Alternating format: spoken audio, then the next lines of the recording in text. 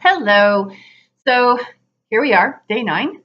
Yesterday I talked about holy basil. Today I'm going to talk about basil linalool. Big difference here. Big difference.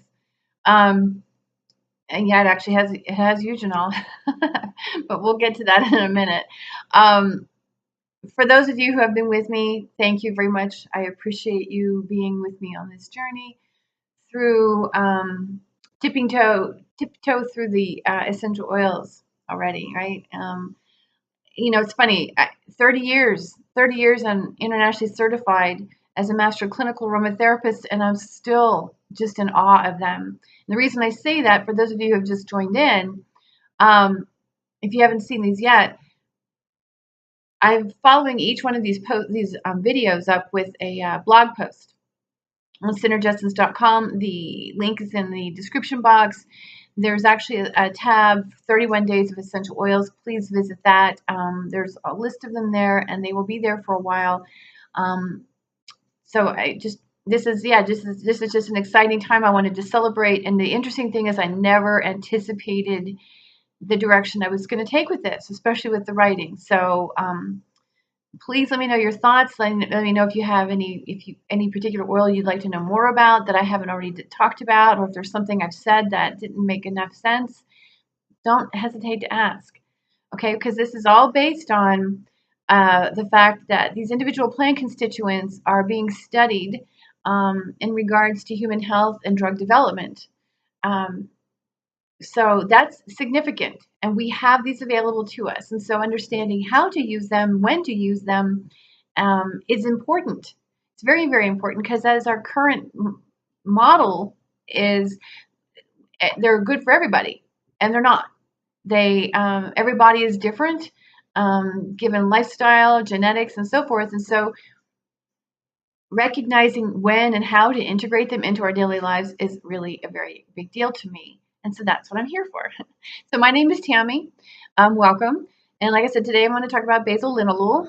It is called basil linalool because it is predominantly made of linalool. I think it actually has more linalool than lavender in it. Lavender does. Interesting. So that said, why do I use it? Okay, so before I go any further, that's really what these videos are about. What I'm doing is I'm actually talking about how I use the oils, not repeating what is written in books or on websites. I'm telling you how I use them, and that's what the fun part is here. This is my version of essential oils. So, but in the case of basil linalool, if you see a tail, that's my son's dog. She's dancing around me right now. Anyway, the basil linalool is, it does have small traces of eugenol in it, and because eugenol is a blood thinner, I don't recommend using it for anybody who is using blood thinners. But then again, I mean, basil linalool is just an exceptional oil. It has so much value when it comes to restoring stability to the system. It works directly on the nitric oxide synthase, and that's gene complex. That's primarily because of the eugenol. But keep in mind, it's the synergy of constituents that ultimately affects the way the oil affects the system. But because of the eugenol, it does have an effect on the nitric oxide synthase, which means it's helpful in cardiovascular, respiratory, digestive, as well as mental health. And so it helps to restore stability. It just kind of like, it's not an adaptogen. I will say that much. It's not an adaptogen. It is just simply one that soothes the stress response to the degree that the body can now begin to relax. And part of what it does is it actually it slows us down enough to where we are beginning to take deeper breaths. It actually introduces oxygen into the bloodstream. In fact, I had somebody that came to me as a client, and that was one of the things that was going on, was there wasn't enough oxygen registering in their bloodstream. And so I started him on a couple of oils, including basil, and we were able to restore the oxygen levels in the blood. So it's very helpful for headaches, and it's very helpful for mental clarity. Great oil for children with ADHD. I'm trying to think of what else I've used it for. And like I said, I've used it with digestion. Um, but it really depends on, like, again, what's going on with the system. But it's a lot of it's not, I don't want to say mental fog, but it's kind of like that lack of clarity due to maybe being kind of foggy. And